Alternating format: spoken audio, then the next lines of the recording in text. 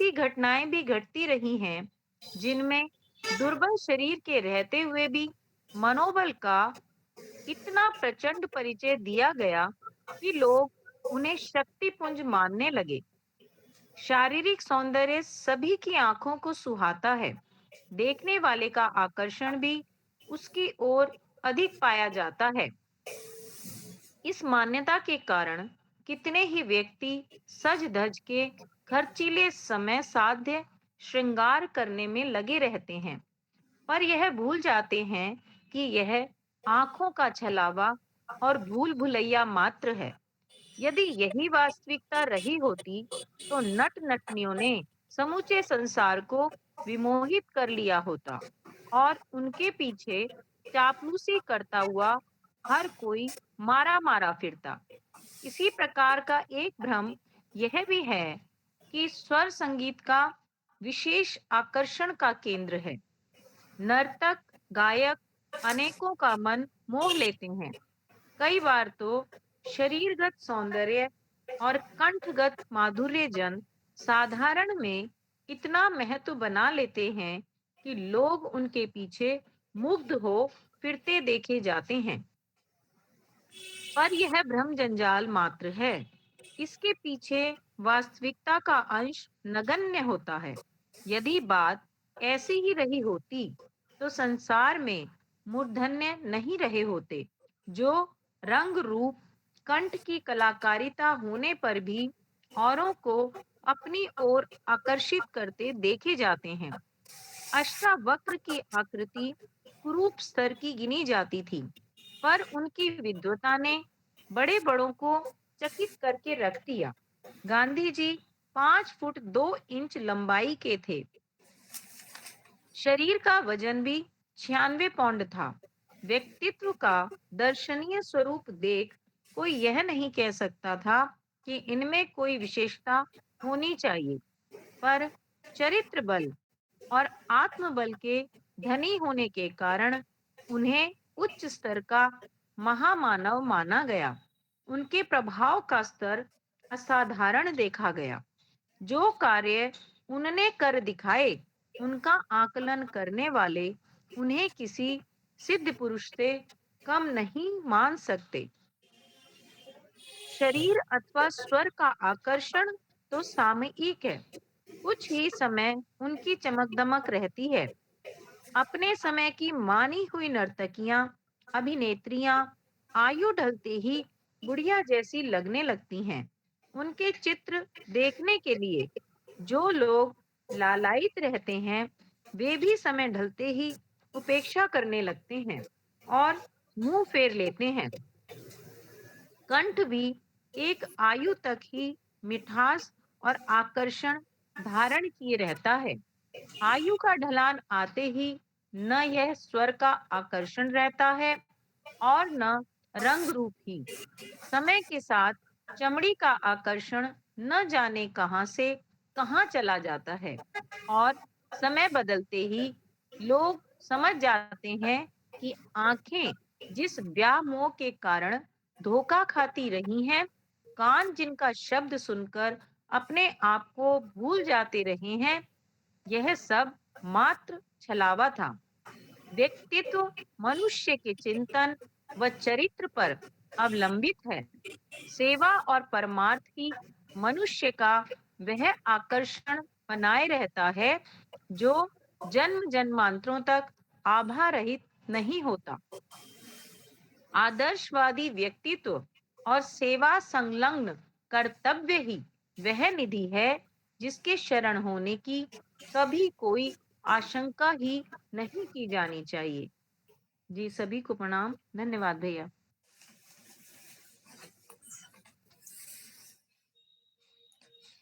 जी जी धन्यवाद।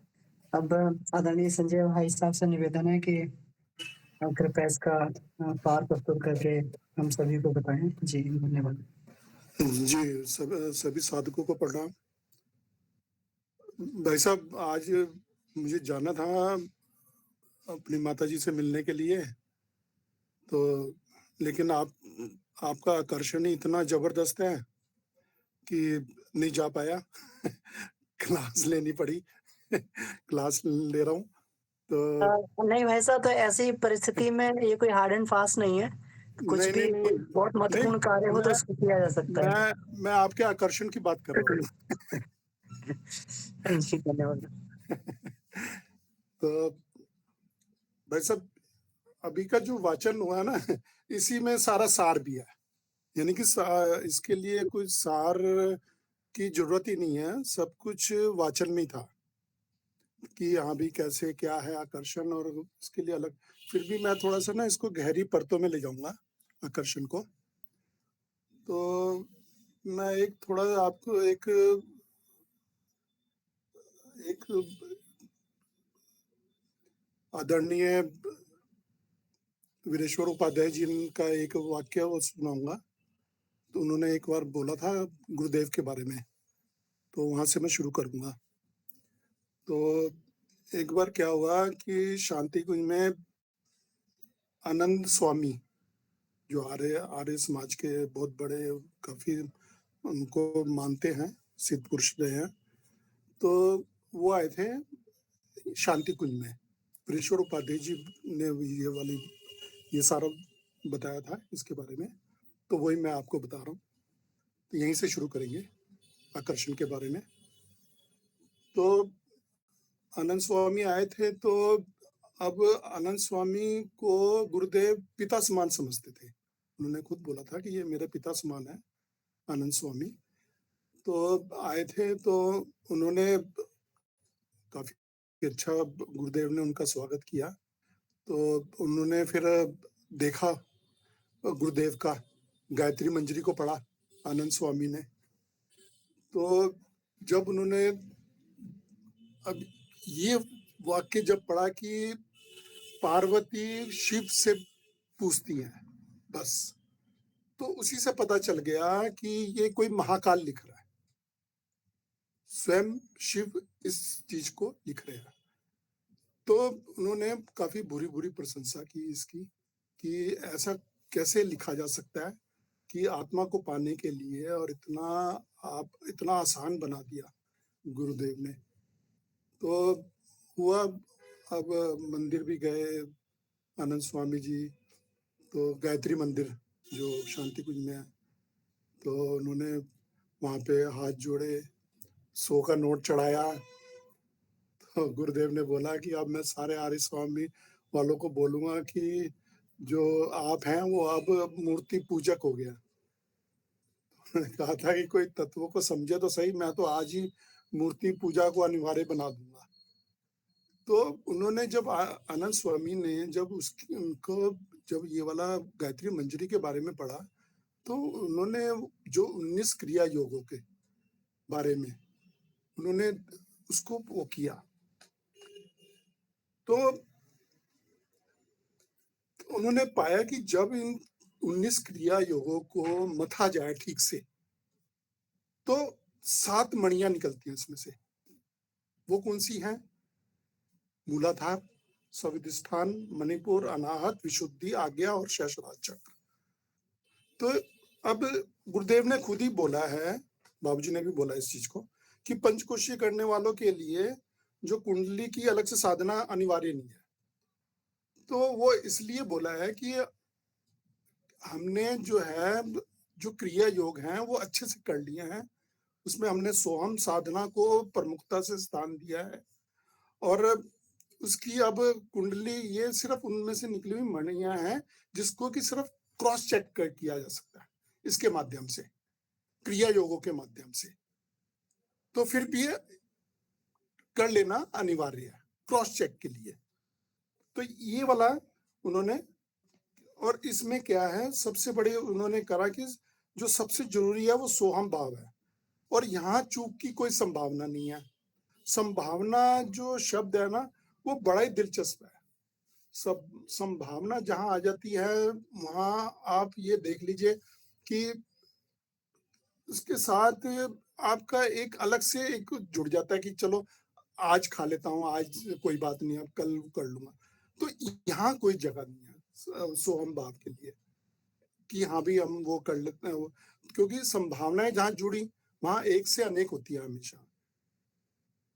हजार में होंगी, फिर उसके साथ लाखों में, करोड़ों में, ऐसे संभावनाओं से आदमी जो चीज सोचने लगता है उससे चूक जाता है। तो अब इसमें क्या है, जो अनाहत चक्र जो आया है इसमें, जो मुख्यतः जो अनाहत चक्र है वो सारा आकर्षणों का केंद्र है, जितना भी है आकर्षण और आभा का, क्योंकि इसमें प्रेम, पवित्रता, सुंदरता, ध्वनि पर कमांड, करुणा, विनम्रता, अदम्य साहस, ये सब अनाहत चक्र की विशेषताएं हैं जो साधक को आकर्षित बनाती है।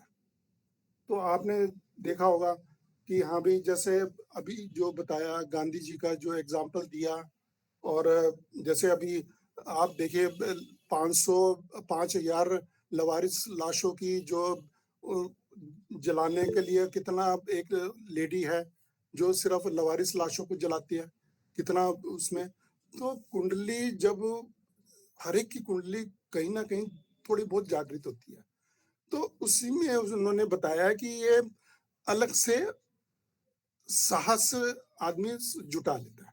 लेकिन अब आप माता भगवती देवी को देखिए, उनमें ये सारी की सारी चीजें मिलेंगी आपको, प्रेम, पवित्रता, सुंदरता, ध्वनि पर कमांड, करुणा, विनम्रता, अदम्य साहस, सब कुछ है। और ये एक में ही सारा कुछ आपको मिलेगा, क्योंकि जब भी हम कुंडली की साधना करेंगे तो ये सारा का सारा एक साथ होना चाहिए उसमें। क्योंकि अनाहत चक्र की जो साधना करने में जो साधक होता है ना, वो आकर्षित बनने लगता है, और दूसरों के मुकाबले उसका जो आकर्षण होता है वो काफी गुना बढ़ भी जाता है इसमें। तो अब इसमें है कि जैसे अब कुंडली का अब मान लीजिए आप काम ऊर्जा का रूपांतरण है कि इसमें आता है कि कुंडली जागरण में कि काम ऊर्जा। अब देखिए यहाँ पर क्या है, जब हमने इसमें सोहम भाव आ जाता है क्रिया योग में, तो सोहम भाव क्या है, कुछ भी आप तंत्रों की साधना कर रहे हो, कुछ भी आप कर रहे हो, सिर्फ आपका सोहम भाव अगर पूरी तरीके से आप हर पल आप अपने आप को ये मान के चल रहे हो कि मैं शरीर नहीं आत्मा हूं, आपकी रग रग में ये चीजें आई हुई है, तो इसका मतलब है कि आपके लिए कोई मायने नहीं रखता काम ऊर्जा का रूपांतरण, काम ऊर्जा और ये कुछ भी। तो कि आपको अलग से ये करना पड़ेगा, तंत्र विज्ञान और ये वो फलाना दिखाना, क्योंकि एक सीधा सा एक मोटा सा वो है कि पूत सपूत तो क्यों धन संचय, पूत का पूत तो क्यों धन संचय। अगर आप का सोहम भाव जागृत है तो आपको जरूरत ही नहीं है किसी भी चीज की। अगर आपका सोहम भाव जागृत नहीं है तो फिर पहले उसको जगाना पड़ेगा, फिर आपको कोई उसकी अंदर जाने की आवश्यकता ही नहीं है कुंडली जागरण के।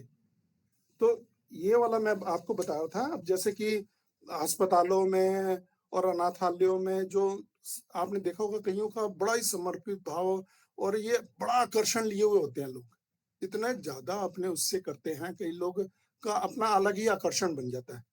अब आप देखिए रणबीर कपूर को देखिए, अब नकली बाल लगाते हैं, मगरमच्छ का मांस खाता है, तो कितने दिन रहेगा? सिर्फ खाली सुंदरता के लिए आकर्षण बना हुआ है, थोड़ी सी एक्टिंग, थोड़ा कला, अपनी कला के लिए वो थोड़ा सा आकर्षण पैदा हुआ है, बाकी और कुछ नहीं है इसमें। तो अब जैसे मान लीजिए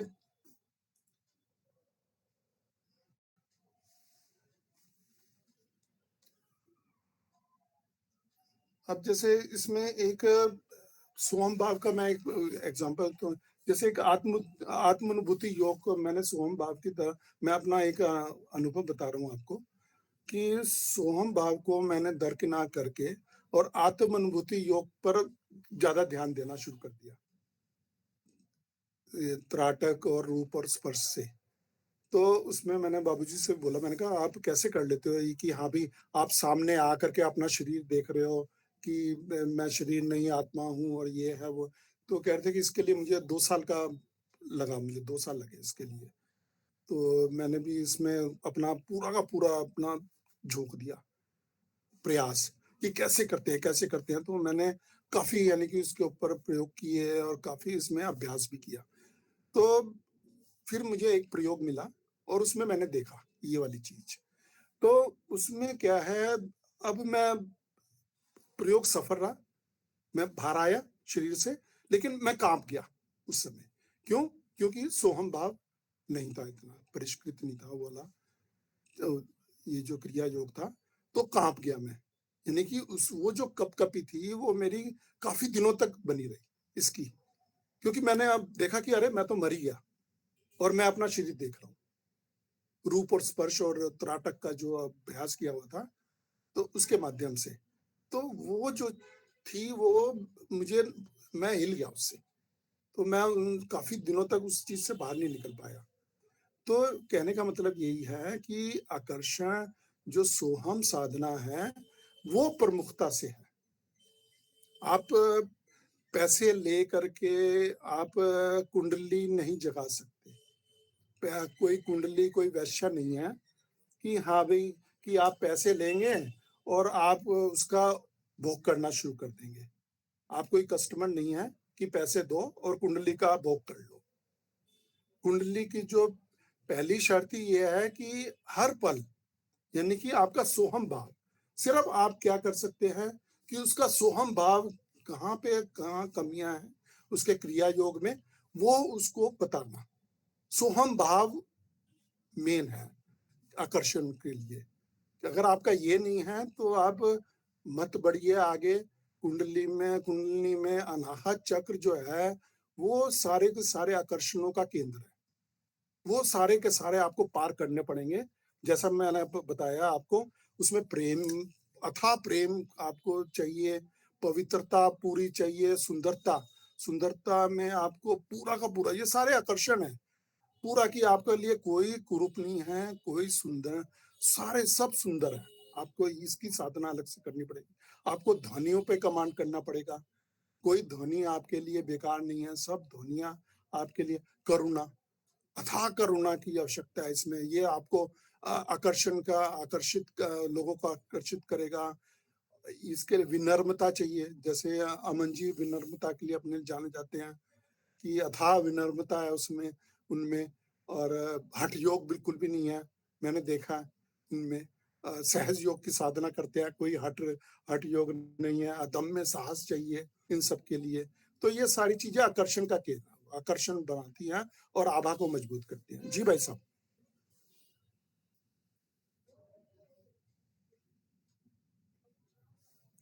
हेलो। जी भाई साहब, बहुत बहुत धन्यवाद। आपने जो इसमें ये पूरी विज्ञानमय कोश की साधना से इस चैप्टर का पूरा जो विस्तार दिया है, ये वास्तव में जो आपने बात कही थी, तो और गहराई में ले जाते हैं। तो ये गहरी बात है कि जैसे जैसे हम अंतःकरण की साधनाएं हैं, तो वो साधनाएं करने लगते हैं और व्यक्ति उसकी जो है मल विक्षेप जल के आत्मा का प्रकाश बाहर आने लगता है। तो जब आत्मा का प्रकाश बाहर आता है, जब उसको लगता है कि मैं शरीर नहीं आत्मा हूँ, आत्मा का प्रकाश बाहर आता है, तो एक सहज आकर्षण की आभा उसके चारों तरफ जो है ये छाने लगती है। जी जी बिल्कुल, मैं यही कहना चाह रहा था। जी, जी, बिल्कुल। और इसमें यही कहा गया है, और इसमें जो इस चैप्टर के परिप्रेक्ष्य में इसको देखते हैं, ये 4-5 लाइनें गुरुदेव ने, बहुत ही चैप्टर का सार है पूरा, कि व्यक्ति तो मनुष्य के चिंतन व चरित्र पर अवलंबित है। ये बिल्कुल सही है। ये पिछले चैप्टर में भी हम लोग पढ़ चुके हैं कि जी हमारा जो है चरित्र ही हमारे व्यक्तित्व का आधार है। चरित्र से ही हमारा व्यक्तित्व बन सकता है। जो आदरणीय त्यागी जी ने इसकी कल क्लास ली थी और कहा था कि मतलब अगर चरित्र चला गया तो सब कुछ चला गया। शरीर चला गया तो जो है जिसको ये कहते हैं पैसा चला गया तो कुछ चला गया। शरीर चला गया तो भी जो है बहुत कुछ चला गया। लेकिन चरित्र चला गया तो सब कुछ चला गया। तो ये जो है चरित्र ही व्यक्तित्व का आधार है। मतलब चरित्र से ही मनुष्य की ये जाना जा सकता है कि वो मनुष्य की गौरव गरिमा के अनुसार अपना जीवन जी रहा है कि नहीं जी रहा है। चरित्र से परखा जा सकता है। जी जी भाई साहब, मैं यही बता रहा बिल्कुल, था, ये अनाहत चक्र की विशेषताएं हैं ये। बिल्कुल, बिल्कुल। चरित्र, पवित्रता, तो आप में तभी आएगी जब आप चरित्र को आप अपना साफ रखेंगे। बिल्कुल, बिल्कुल, बिल्कुल। जी, तो उसमें यही है उसमें और वो अनाहत चक्र की भी बात थोड़ा-सा और इसको सरलीकरण करके देखते हैं, कि जब गुरुदेव ये बोलते हैं कि जब गुरुदेव ये बोलते हैं कि विज्ञानमय कोश सविता का प्रकाश विज्ञानमय कोश में, विज्ञानमय कोश में दीप्ति। फिर दीप्ति के बाद बोलते हैं दीप्ति क्या है? दीप्ति श्रद्धा भक्ति है, दीप्ति दिव्य दृष्टि है और अतीन्द्रिय क्षमताएँ हैं। तो इन्हीं के कारण जो अंदर की आभा निखरती है, जैसे भाई साहब ये बोल रहे थे अनाहत चक्र की सिद्धि है, तो ये भगवान बुद्ध को क्या मिला था? अनाहत चक्र की सिद्धि थी उनकी। कभी-कभी देखा जाए तो उनके हृदय पे कमल भी अवस्थित दिखाया जाता है। अलग-अलग जी, फ़ोटो में उनके हृदय पे कमल अवस्थित दिखाते हैं। अद्भुत आकर्षण था उनके अंदर। तो ये क्या था कि उनके अंदर श्रद्धा भक्ति भी थी, जिसके बल पर उन्होंने जो साधना की पराकाष्ठा को बुद्ध हुए वो। उनके जी, अंदर दिव्य दृष्टि भी थी। दिव्य दृष्टि का मतलब पूरा संसार जो है, एक परमात्मा का ही पूरा का पूरा क्रीड़ा क्षेत्र है। हर जगह सब लोगों में ईश्वर है। तो बुद्ध को ये दिखाई देने लगा था तभी बुद्ध हुए। और तीसरी बात जो उन्होंने गुरुदेव ने कहा अतीन्द्रिय क्षमताएँ। तो ये अतीन्द्रिय क्षमताएँ तो अपने आप जग जाती हैं जब व्यक्ति जो है अब अंदर की ओर चलता करण की यात्रा करता है तो ये सभी दीप्ति और आभा का स्रोत बन जाता है। अब इसमें एक बात और ये कही गई इस चैप्टर के परिप्रेक्ष्य में, सेवा और परमार्थ ही मनुष्य का आकर्षण बनाए रखता है। तो सेवा परमार्थ तभी बढ़ता है जब उसके अंदर दिव्य दृष्टि आती है। तो दिव्य दृष्टि आने से ही जो है जब उस प्रेम आता है, दिव्य दृष्टि आती है तभी वो सेवा के लिए आतुर होता है, परमार्थ करता है। और जो जन्म-जन्मांतरों तक आभा को कम नहीं होने देता। अब देखिए कितनी बड़ी बात है। मनुष्य बिल्कुल। उसके लिए पूरा जीवन झोंक देता है जो सौंदर्य केवल जो है केवल कुछ वर्षों का सौंदर्य है। ज़्यादा से 10 वर्षों का, 15 वर्षों का, 20 वर्षों का सौंदर्य है। एक इसमें उदाहरण भी लिए गए हैं कि जो भाई साहब हमारे इसके लिए भाई साहब इसके लिए जी, दिव्य दृष्टि की ज़रूरत नहीं है। आप देखेंगे कि लोग इतने अच्छे-अच्छे काम कर रहे हैं और इतने साहसपूर्ण काम हैं कि कोई एक दो सारे नहीं कर पाएँगे उसको। यानी कि कोई सोच ही नहीं सकता, लाखों में, करोड़ों में भी कोई नहीं सोच सकता और लगे हुए हैं लोग। तो उसके लिए कोई मुझे नहीं लग रहा कोई दिव्य दृष्टि का आवश्यकता है, जी, लेकिन जी, तब लेकिन में साहस जिस का परिचय देते हैं वो। जी, जी, लेकिन उसमें भी गुरुदेव ने एक बात ये कही है, यहाँ तक तो ठीक है, अच्छे दिखने वाले लोगों को तो देख के संसार को ये माना जा सकता है। जी, जी, बिल्कुल, लेकिन उसमें क्या है कुछ ना कुछ उनका ना हर एक का कुंडलिनी का ना कुछ पार्ट ओपन है, हर एक हाँ का। जी, हाँ जी। हाँ, हाँ, साहसिकता बिल्कुल, वो कुंडलिनी को पिछले मैं जन्मों साहसिकता के के रूप में हाँ, हाँ, कहूँगा। पिछले बिल्कुल। जन्मों की वजह से, जो उन्होंने अधूरे छोड़े थे, तो वो कुछ पार्ट्स खुले हुए हैं उनके, बिल्कुल, जिसकी बिल्कुल, तो मैं इसको कुंडलिनी को जो है अध्यात्म की भाषा में और व्यवहारिक भाषा में इसको साहसिकता और साहसिकता और आत्मबल कहते हैं ये कुंडलिनी को। जी, तो जी, इसमें बिल्कुल। साहसिकता और आत्मबल तो अदम्य होता ही है। तो इसमें जो ये बात कही है दिव्य दृष्टि के लिए जब दिव्य दृष्टि जगती है, तो अच्छों में केवल अच्छाई नहीं दिखाई देती, जड़ संसार में भी जो है ईश्वर दिखाई देता है। जड़ जी, जी, वस्तुएँ भी, जीव-जंतु भी बात करने लगते हैं। जैसे गुरुदेव ने जब आत्मवत् सर्वभूतेषु की साधना की, विश्व परिवार की साधना की, तो उनसे जीव-जंतु बात करने लगे थे, उनसे पत्थर भी बात करने लगे थे, नदियाँ उनसे बात करने लगी थीं। तो भाई जब साहब दिव्य दृष्टि जी, जी, जी, मैं अब आपको रोक रहा हूँ, मैं जी, फिर भूल जाऊँगा। उस यही आप जिसकी बात कर रहे हैं, एक बार क्या हुआ, एक छिपकली थी, वो यहीं पर ही दीवार पर, तो मैंने उसको पास से जाकर के देखा तो मुझे इतनी सुंदर लग रही थी वो और ऐसे जीभ लपलपा करके और पता नहीं क्या कितना सारा मुझसे बात करना चाहती थी वो। मैंने देखा कि इतनी सुंदर कि ऐश्वर्या राय फ़ेल थी उसके चेहरे के आगे। इतना सुंदर मुझे लगा उसका चेहरा। तो ये चीज़ें हैं, जब आप थोड़ी-सी करने लग जाते हो ना इसमें, पड़ जाते हो, तो हर चीज़ बदलने लग जाती है, शुरू हो जाती है इसमें। तो जी मैं भाई साहब। उसी बात को भाई साहब कहना चाह रहा था कि सुंदरता बाहर नहीं होती, अपने जी, जी। अंतःकरण की दिव्यता का आरोपण जब किसी चीज़ पे किया जाता है, तभी वो सुंदर बनती है। जी, जी, बिल्कुल, बिल्कुल। तो इसी को दिव्य दृष्टि बोलते हैं कि अपने अंतःकरण की दिव्यता का आरोपण जब हम संसार पे कर देते हैं, तो सारा संसार दिव्य लगने लगता है। जी, तो जी। यही जो है इसको यही विज्ञान में कोश की साधना के बारे में बात कही गई है और ये आभा जो गुरुदेव ने बताया जन्म-जन्मांतरों तक कभी कम नहीं होती। एक बार अगर ये आभा जग गई, तो जन्म-जन्मांतरों तक कभी कम नहीं होगी। भाई साहब मैं आदर्शवादी कह रहा हूँ, व्यक्तित्व जी। मैं बार-बार आपको टोक रहा हूँ, क्योंकि मुझे याद आ रही है लाइनें जो मैं बोलना चाह रहा था। इसलिए मैं आपको चुप करवा रहा हूँ बार-बार। नहीं, बिल्कुल, बिल्कुल भाई साहब, बिल्कुल। भाई जी। साहब, इसमें क्या है, आपके 5 साल लग रहे हैं, 10 साल लग रहे हैं, 15 साल लग रहे हैं, 20 साल लग रहे हैं, आपका सोहम भाव जितना ज़्यादा सुदृढ़ होगा है, तो वो ज़्यादा अच्छा है, ना कि दूसरी उसमें। तो सोहम भाव जो है वो मुख्यतः मेन है इसमें, पंचकोशीय साधना में, कुंडली कुंडली जागरण में, तंत्र साधना में कोई मायने नहीं रख रहा। आपका काम विज्ञान सब गुरुदेव ने तो अध्याय 4 में इतना ज्यादा प्रमुखता से कुछ लिखा ही नहीं है उसमें, जितना बताया गया है उसमें तो सिर्फ मात्र ये है कि हम, आप ये देखिए कि जो गंध, जहां से गंध निकलता है, हम उसी की तरफ ज्यादा आकर्षित हो रहे हैं।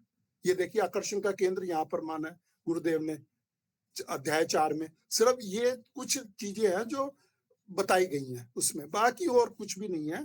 अगर आपका सोहम भाव जागृत नहीं है तो आपके लिए हर चीज खतरनाक है। काम विज्ञान और ये वो, हर जरा सी साधना आपके लिए खतरनाक है। आप पता नहीं कौन सी बीमारी आपको लपेट ले, कब आप मर जाओ, कोई ठीक नहीं है। सिर्फ अगर आपका सोहम भाव ठीक नहीं है तो कुछ भी ठीक नहीं है। जी बाबू जी, भाई साहब। जी, बिल्कुल, बिल्कुल। मैं बिल्कुल आपके बात का समर्थन करता हूँ कि जो विज्ञानमय कोश की साधना में सबसे पहली साधना गुरुदेव ने सोहम ही बताई है। सोहम के बाद ही आत्मानुभूति, जो आपने कहा कि मैं आत्मानुभूति योग करते हुए डर गया, तो ये बात बिल्कुल सही है और गुरुदेव ने भी इस बात को लिखा हुआ है, इसलिए बात प्रमाणित होती है कि मैं क्या हूँ, मैं साधक जल्दबाजी में अगर ये अपने जो है इसको देख लेते हैं, शरीर को देख लेते हैं, शरीर से बाहर निकल के, तो वो जो है प्रारंभ में साधक डर जाते हैं। तो वे इसलिए डर जाते हैं क्योंकि उन्होंने वो दृश्य थोड़ा-सा पहले देख लिया है। मनस्थिति मजबूत नहीं, वो दृश्य थोड़ा-सा पहले देख लिया है। तो उससे पहले अगर सोहम साधना से हम लोग थोड़ा मजबूती कर लेते हैं, पहले से ये धारणा बना लें कि मैं शरीर नहीं, मैं आत्मा हूँ, मैं शरीर नहीं, मैं आत्मा हूँ। सोहम में यही साधना की जाती है। तो जब ये हो जाता, तो जब परिपक्वता आती है तो व्यक्ति फिर डरता नहीं है फिर। फिर कोई भी परिस्थितियाँ जो है उसको फिर डरा नहीं पाती, चाहे वो जी, उसको जी, अपना बिल्कुल मैं, मृत शरीर देख ले, चाहे दूसरे का मृत शरीर देख ले, चाहे जी, अपने जी, स्वजनों की मृत्यु होते देख ले। तो वो चीज़ें डराती नहीं हैं उसको, क्योंकि जब आत्मा है तो आत्मा थोड़ी मरती है कोई। आत्मा की तो जी, एक शाश्वत यात्रा है, वो चल ही रही है यात्रा उसको। तो जी, इसलिए उसमें कहीं कोई, इसीलिए इसको कहा है कि ये आत्मा की आभा जब आती है तो जन्म जन्मांतरों की तक आभा रहित नहीं होती, क्योंकि आत्मा की यात्रा जन्म जन्मांतरों तक है। जब आत्मा का प्रकाश जगा लिया तो जन्म जन्मांतरों तक ये आभा नहीं कम होती। इसके बाद एक और बात इसमें लिखी है, आदर्शवादी व्यक्तित्व और सेवा संलग्न कर्तव्य ही वह निधि है जिसके धारण होने की कमी कोई आशंका की कभी कोई आशंका ही नहीं की जानी चाहिए। जिसके क्षरण होने की कभी कोई आशंका ही नहीं की जानी चाहिए। यानी मतलब एक कोई आदर्श व्यक्ति ने अपने जीवन में धारण कर लिया, चाहे वो यही आदर्श है कि मैं शरीर नहीं, मैं आत्मा हूँ। यही आदर्श अगर व्यक्ति ने अपने जीवन में धारण कर लिया और सेवा हुँ, में संलग्न हो गया, तो ये ऐसी निधियाँ हैं कि जो कभी भी क्षरण नहीं होंगी और व्यक्ति की आभा को हमेशा बनाए रखेंगी। तो ये बहुत ही महत्वपूर्ण लाइनें हमें लगी इस चैप्टर में, जी, और जी, मैंने आपके जो कहा था उसी के परिप्रेक्ष्य में इनका जो है कहने का जो है प्रयास किया है ना। जी, जी, तो जी। बहुत-बहुत आभार भाई साहब, बहुत-बहुत धन्यवाद। आपने बहुत गहराई से इस चैप्टर को बताने का प्रयास किया है। और भी मेरा भाइयों-बहनों से निवेदन है कि अपनी-अपनी बात को ज़रूर रखेंगे, क्योंकि अब चर्चा का भी समय आ गया है। जी, मीनू दीदी आपका हैंड रेज़ है।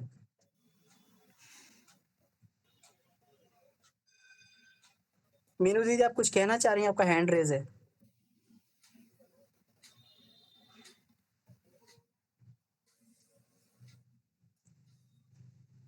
जी, ओम नारायण भाई साहब। हाँ भैया, सभी को प्रणाम।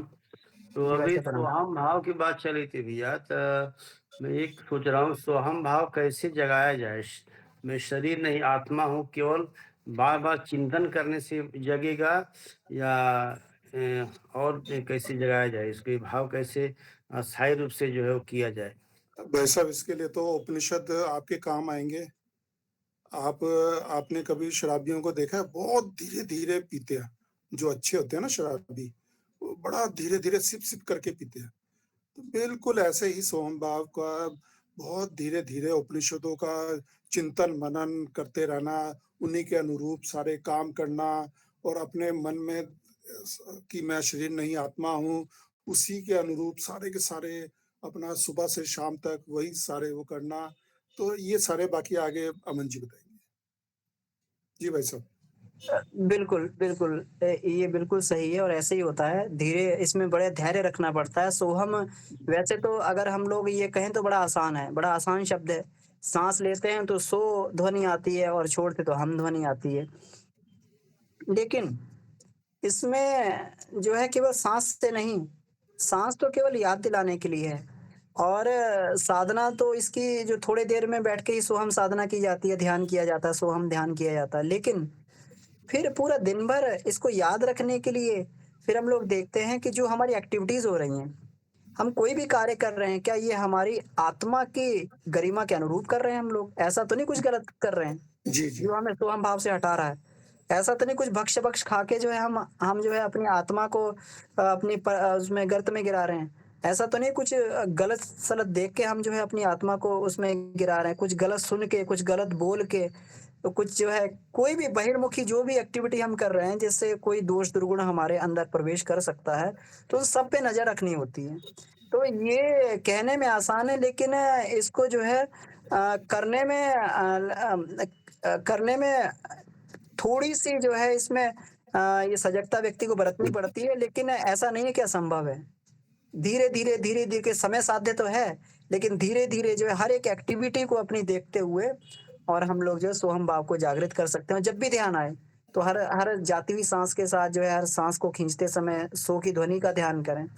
एक स्वाभाविक सो की ध्वनि होती है और छोड़ते हुए हम का ध्यान करें और जब साँस ले रहे हैं, तो उस समय सो की ध्वनि हो रही है, तो उस परमात्म सत्ता का ध्यान करें कि ये परमात्म सत्ता ही इस जगत का कारण है और इसी को हम अपने अंदर धारण कर रहे हैं। नंबर 2 इसी के कारण मेरा अस्तित्व बना हुआ है।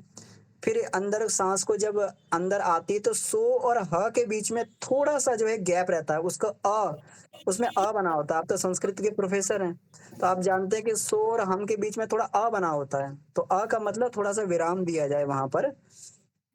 तो विराम का मतलब ये हो गया उसमें भाव को परिवर्तन किया जाता है। अब भाव को परिवर्तन करने का मतलब ये हो गया कि अभी तक जैसे कहते हैं ना कि जो ड्यूटी कर रहा है उसको रिलीव कर देना। जैसे हम लोग कभी-कभी जैसे ये होता है कि भई कोई ड्यूटी कर रहे होते हैं, शिफ्ट में ड्यूटी चलती है, तो भई 8 घंटे की ड्यूटी हो गई, तो अब रिलीव करने आएगा और दूसरा व्यक्ति जो है वो छोड़ देगा ड्यूटी पहले वाला और दूसरा व्यक्ति उसको ग्रहण कर लेगा। तो इसी तरीके से अब जो है जो ब्राह्मी भाव अपने अंदर ग्रहण किया, अब हम अपना एनक्रोचमेंट अपने से हटाकर अपना जो है इसको ब्राह्मी भाव में बदल रहे हैं। अब तक हम जीव थे लेकिन अब ब्रह्म हो रहे हैं।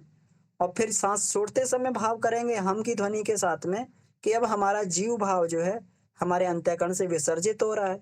इसके साथ ये भाव कर सकते हैं कि हमारे अंदर की जितनी विकृतियाँ थी, जो हमारी आत्मा को बाँधे हुए हैं, जो हमारी निकृष्टताएँ हैं, जो हमारी बुराइयाँ हैं, वो सारी बाहर जा रही हैं। तो ऐसे करके जो है ये बार-बार इसका चिंतन मनन करने से ये परिपक्वता आती जाती है भाई साहब। जी। जी भैया, धन्यवाद। और एक बात और है इसमें जैसे सुबह की साधना जैसे आप अनुष्ठान में भी जुड़े हुए हैं, सुबह की साधना भी कर रहे हैं, तो उसमें 10 मिनट के लिए सोहम साधना आप कर सकते हैं। कम से कम जो है क्योंकि सुबह का समय बहुत उत्तम होता है, वो ब्रह्म मुहूर्त होता है। तो ब्रह्म मुहूर्त में जो है अगर 10 मिनट भी कोई साधना अगर आप ये कर लेंगे, तो ये बड़ी प्रभावी होती है। जी भैया। जी। जी, जी। जी मीनू दीदी आपका हैंड रेज़ है, आप कुछ कहना चाह रही हैं क्या?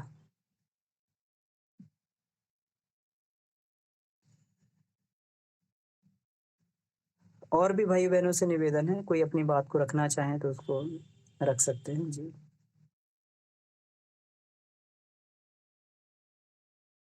जी भैया प्रणाम प्रणाम सभी को। आज तो यही समझ में जी, आया प्रणाम। सोहम के बारे में बहुत अच्छा अनुभव मिला। बहुत अच्छा लगा कि आज एक समझे सोहम कैसे किया जाता है। जी भैया। जी, दीदी। जी, धन्यवाद दीदी। तो ये बिल्कुल ऐज़ इट इज़ मैंने वैसे ही बताने की कोशिश की है जैसे गुरुदेव ने विज्ञानमय कोश में इसका वर्णन किया है, विज्ञानमय कोश में सोहम साधना को दिया है। जी।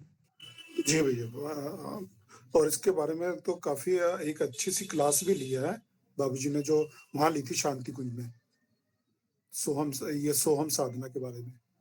तो बहुत अच्छे से बताया है कि मैंने दूसरे के सामान पर अपना अधिकार जताते हैं, तो बहुत अच्छे से क्लास ली थी वो तो।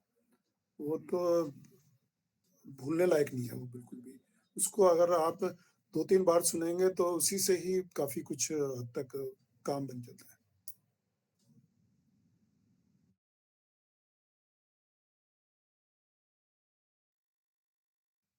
जी भैया। जी भाई साहब बिल्कुल। और इसमें एक थोड़ा-सा एक हम लोगों के लिए अच्छी सूचना और है कि एक भैया यूके से हम लोगों को बड़ा सपोर्ट उनका मिल रहा है, यूके से भैया हैं। वो एक ऐप बना रहे हैं धर्मरथ। तो वो हमारी सारी पंचकोशी विद्या को उसमें धर्मरथ है उसमें साथ में वो इंक्लूड कर रहे हैं, जोड़ रहे हैं। तो सारी जानकारी हमें धर्मरथ ऐप में मिल जाएगी। तो अभी जो बाबूजी के 37 वीडियो हैं पूरे के पूरे उस ऐप पर लोड हो गए हैं। तो आप चाहें तो हम उसमें लिंक डाल देंगे ग्रुप में। तो उस ऐप को इंस्टॉल कर लीजिए और धीरे-धीरे उस ऐप को हम बिल्ड करते-करते पूरी की पूरी जो ये पंचकोशी साधना की विधि है और पूरा का पूरा जो इसके बारे में विस्तृत जानकारी हम उस ऐप में डालने का प्रयास कर रहे हैं। तो यूके से एक पूरी टीम बहुत अच्छा काम कर रही है इसके लिए, धर्मरथ ऐप का नाम है, उसको डाल देंगे। अभी बाबूजी के सारे उसमें 37 वीडियो अपलोड हो गए हैं।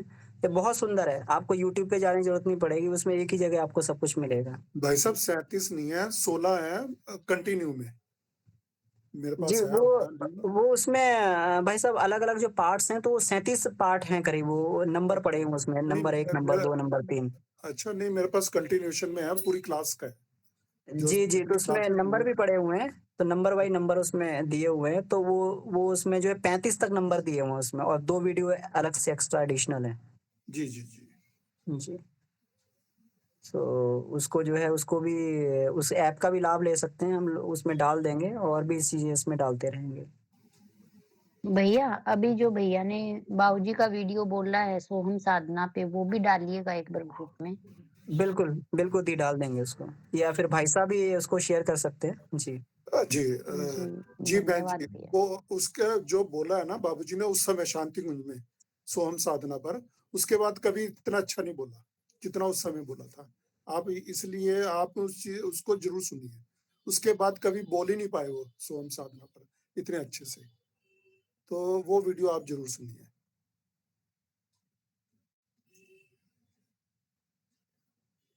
जी भाई साहब।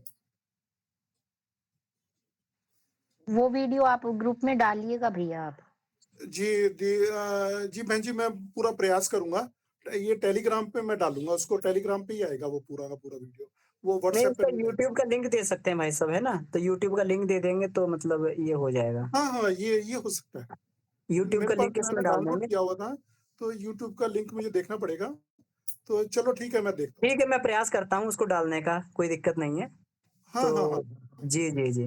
हाँ, वो ठीक। कहते हैं ना कि किसी हीरो की अलग से ही 1-2 फ़िल्में होती हैं जो कि बड़ी गज़ब की होती हैं। तो ऐसे ही वो बाबूजी की जो है ना सोहम साधना के ऊपर, वो अपनी अलग ही क्लास है उनकी। तो उसके बाद नहीं हुई। ऐसे परफ़ॉर्म नहीं किया बाबूजी ने उसके बाद, जो उस समय किया था। तो इसलिए वो वाला सुनना ज़रूरी है, सोहम साधना पर। जी भाई साहब। जी, राजेंद्र जी भाई साहब। जी, मेरे से प्रणाम, संजय भैया प्रणाम, अमन भैया प्रणाम। जी। ये कह रहे थे जैसे अभी आपने बताया कि बिना सोहम साधना के कुंडली जागरण का प्रयास नहीं करना चाहिए। तो बाबूजी जैसे क्लास में कुंडली जागरण का कई बार अभ्यास कराए हैं और बताया है उन्होंने, और वो अखंड ज्योति को बार-बार उन्होंने कहा कुंडली जागरण विशेषांक को पढ़ करके, और काफ़ी उसको तो सोहम साधना में परिपक्वता तो आई नहीं है पूरी तरह, करते तो हैं, चिंतन मनन सब होता है, लेकिन जो परिपक्वता भाई साहब बता रहे हैं वो तो अभी आई नहीं है। कहीं न कहीं उससे अलग हट जाते हैं, तो क्या इसमें कुंडली जागरण का प्रयास नहीं करना चाहिए? भाई साहब, जानने में कुछ भी नहीं रखा, हर चीज़ को जानना चाहिए। वो टीचर हैं तो टीचर का वो होता है कि अपना पूरा का पूरा एक जो सिलेबस है वो कंप्लीट करे। मेन ये होता है। सारी सब्जियां मार्केट जाते हैं तो सारी सब्जियां हमारे लिए नहीं बनी, कुछ सब्जियां होती हैं जो हम लेने जाते हैं और वही हम खरीदते हैं। तो ये कुंडली का जो है वो सोहम पर ही है पूरा बेस्ड। इसके अगर आपका पूरा परिपक्व नहीं है तो कुंडली का बढ़ेगा। ये इसलिए इसको खतरनाक दो-धारी तलवार की तरह बोला गया। नहीं, वो तो बाबूजी ही बताते हैं, लेकिन वो अभ्यास कराते थे, जैसे 9 दिवसीय हाँ, सत्र अभ्यास करने में क्या है, थोड़ा बहुत हल्का अभ्यास कर लेना चाहिए। बाकी और सोहम के ऊपर ही है सारा बेस। जी, जी।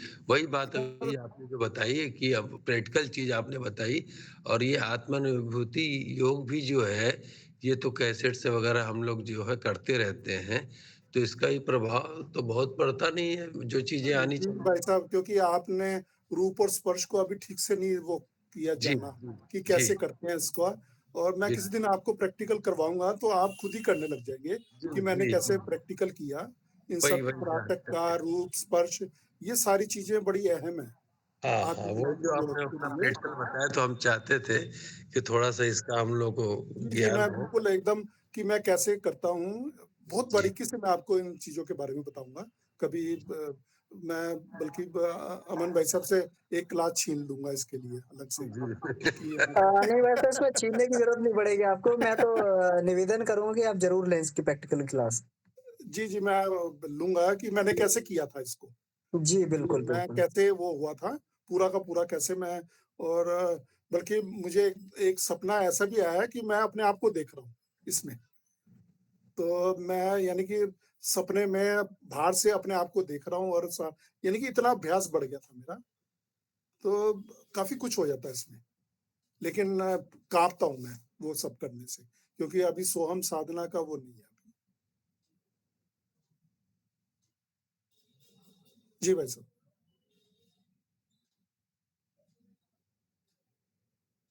जी, प्रहलाद भाई साहब का हैंड रेज़ है। जी प्रहलाद जी भाई साहब। जी भाई साहब, समूह को मेरा सादर प्रणाम। संजय जी भाई साहब से एक जानकारी लेनी थी कि ये अनाहत चक्र और हृदय चक्र में क्या अंतर है? भाई साहब, ये हृदय चक्र को ही अनाहत चक्र बोलते हैं। हृदय इसलिए बोलते हैं क्योंकि ये करुणा, पूरा करुणा से परिपूर्ण करुणा आपको चाहिए पूरी मात्रा में, तो इसलिए हृदय। हृदय आप हृदय से ही, जैसे होता है ना, एक हृदय शब्द ही करुणा का बना हुआ है, तो इसलिए हृदय चक्र भी बोल दिया जाता है। तो सिर्फ करुणा, करुणा का एक जो आकर्षण का केंद्र बनता है कि एक करुणा है, उसके अंदर इतनी ज्यादा करुणा है कि वो इतना ज्यादा आकर्षित करती है वो सारी चीजें। तो ये एक करुणा है ये हृदय। बाकी अमन भाई से बताएंगे इसके बारे में। गुरुदेव के ध्यान में वो जब विज्ञानमय कोश में जाते हैं तो वो अ, हृदय चक्र का ही ज़िक्र करते हैं, हाँ, उसको ये कभी भी हाँ, अनाहत बिल्कुल, चक्र नहीं बिल्कुल। बोलते हैं। यही मैं यही बता रहा हूँ कि करुणा से हर हर एक के प्रति करुणा का भाव है। और ये सोहम साधना कहीं न कहीं यही आप डिपेंड करती है इसमें। जो हृदय है वो करुणा है। तो बाकी अमन भाई साहब इसको अच्छे से बता पाएँगे। जी भाई साहब।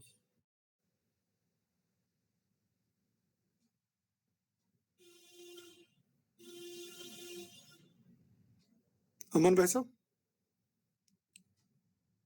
जी, जी भाई साहब जी, सॉरी एक्चुअली मैं उसमें म्यूट पे बात कर रहा था। तो अच्छा, हम अच्छा। लोग इसमें ये देखें कि देखिए, थोड़ा-सा इसमें हम लोग को थोड़ा-सा ये देखना पड़ेगा, हल्का-सा इसमें डिफरेंस है।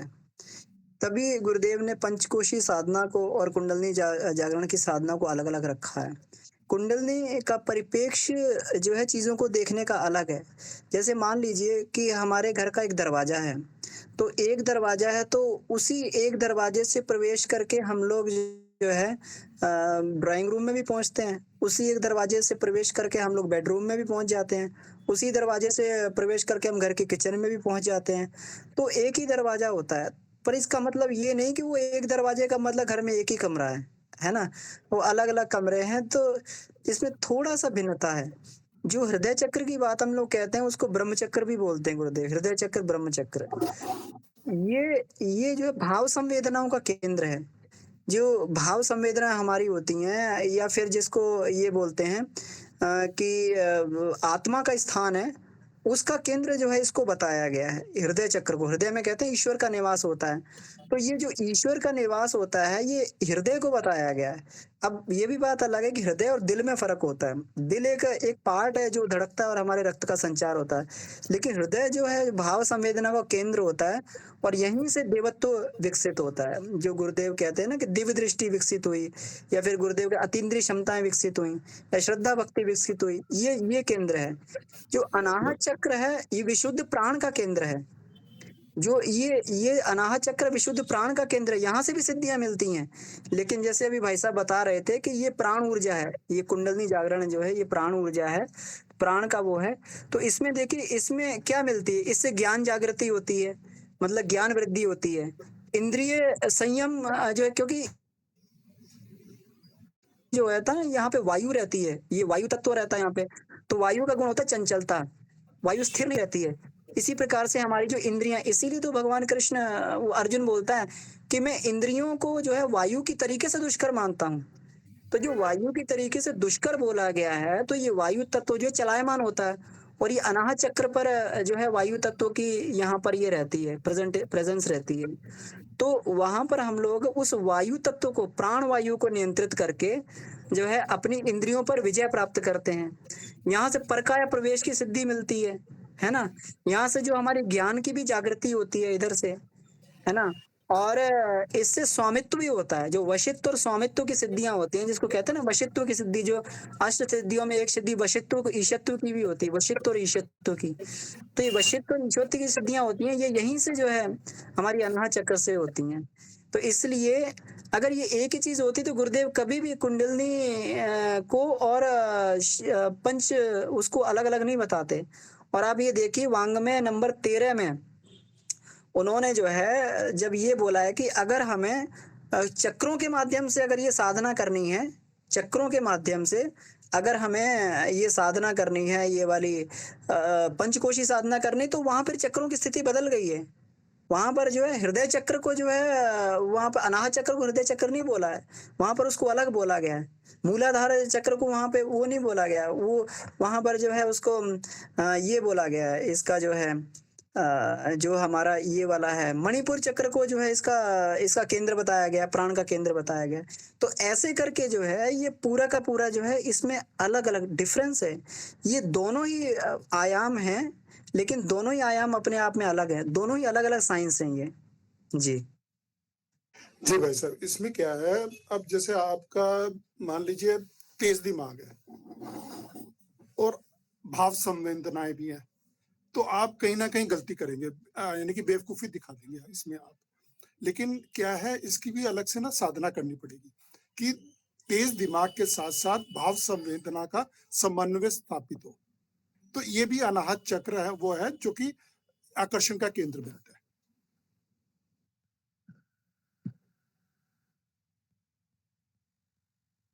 बिल्कुल बिल्कुल भाई साहब। तो प्रहलाद जी भाई साहब कुछ इसमें कुछ अगर क्लियर हुआ होगा इसमें। जी भाई साहब, कुछ तो क्लियर हुआ, लेकिन हम काम क्या माने वो किस चक्र का क्या काम है इसके आधार पर नहीं, उसको फिजिकल अपीयरेंस के आधार पर, चूँकि लिखा हुआ है कि वो ये चर्म चक्षुओं से कोई चाहे कि चीड़-फाड़ के देख लें कि कौन चक्र किधर है, तो वो होता नहीं, वो दिव्य दृष्टि से ऋषियों ने देखा और उसका वर्णन किया।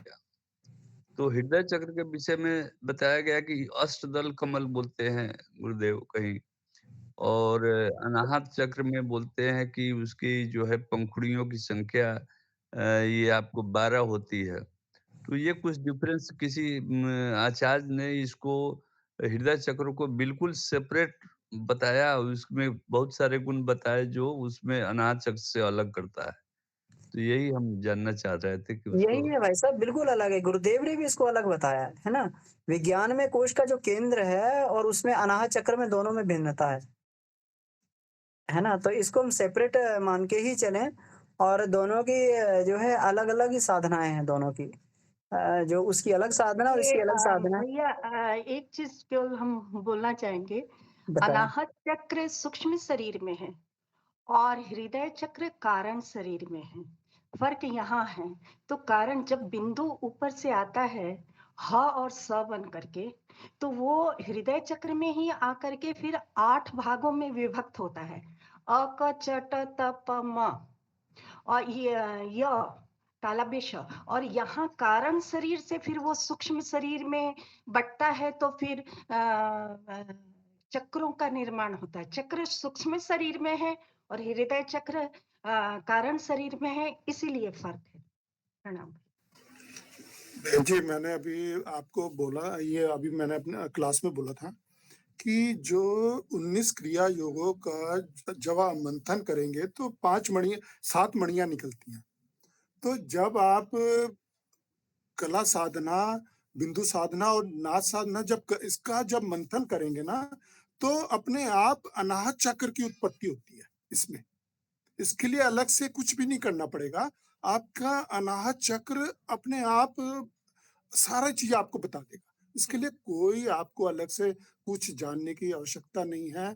आप सिर्फ़ इसका आप अच्छे से अगर आप अभ्यास करेंगे, तो आप देखेंगे कि अनाहत चक्र कुछ भी नहीं है, सारी साधनाएँ तो मैंने कर ही ली हैं। जितनी मैंने आपको बताई हैं कि 7-8 जो भी इसकी जो स्पेशलिटी है अनाहत चक्र की, वो अपने आप ही पूरी तरीके से हो जाती है। इसलिए गुरुदेव ने कहा है कि अलग से साधना करने की आवश्यकता नहीं है चक्रों की, अगर आपने ये क्रिया योगों को अच्छे से कर लिया है तो। फिर आप उनमें ये अक्षरों के उसमें मत पड़ो, सिर्फ़ आप सोहम भाव पर फ़ोकस करो बस। उसके बाद सब कुछ होता चला जाएगा। कुछ भी करो आप, तंत्र, मंत्र कुछ भी करो, सब का सब फलीभूत होता है। जी, बिल्कुल। ये हरदेश जी का हैंड रेज़ है जी। भैया प्रणाम। जी, जी प्रणाम। अच्छा भैया, संजय भाई साहब ने वो बात बोली थी, वो पता नहीं किस पर्पज़ से बोली थी, जैसे टीचर्स होते हैं, तो वो अपना सिलेबस करके पूरा चले जाते, तो बच्चों को क्या समझ में आएगा उसमें?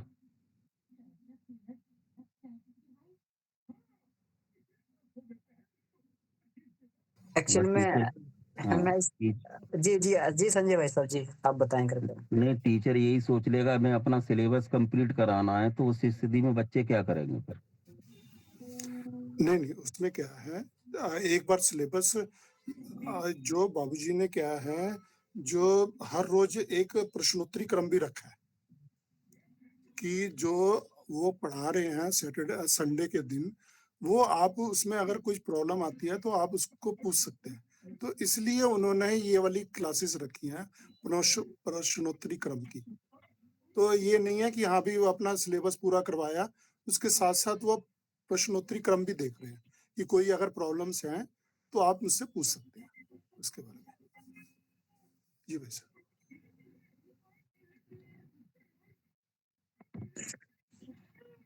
जी, तो इसमें ये भी बात थी कि देखिए इस परिप्रेक्ष्य में भी बात कही गई कि टीचर अपना कोर्स करवाता है। इसमें देखिए कि क्लास में हर एक तरह के स्टूडेंट होते हैं।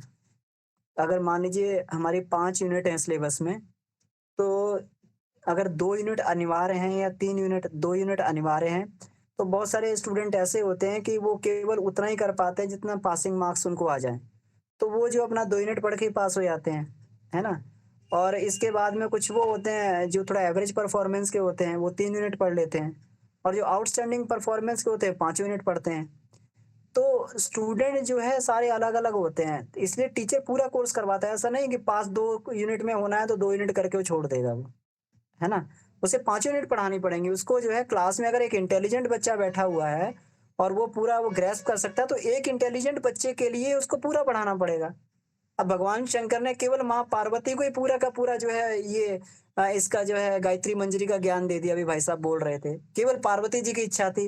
अब वो तो क्या एक ही स्टूडेंट को हमेशा पढ़ाते रहते हैं, पार्वती जी को ही पढ़ाते रहते हैं, एक ही स्टूडेंट को लेके, है ना? तो इसलिए इस परिप्रेक्ष्य में कोर्स को पूरा करवाया जाता है कि उसमें हर एक प्रतिभा के व्यक्ति होते हैं कि जिसको जिस साधना से भी जिसको जो है जो पंचकोशीय साधना की स्थिति जिनकी वो उतना करें उसके बाद जो थोड़ा और आगे जो कर सकते हैं, थोड़ा-सा और इसमें जोखिम उठा सकते हैं, कुंडलिनी जागरण भी कर लें और थोड़ा-सा अगर जोखिम उठा सकते हैं तो तंत्र साधना भी करें, है ना? तो थोड़ा-थोड़ा इसी तरीके से जो है ये रहता है। जी। अच्छा भैया एक चीज़ कह रहा था मैं इसमें हेलो? जी, जी, बताएँ। जैसे कोई बच्चा इंटेलिजेंट है उसमें, है ना?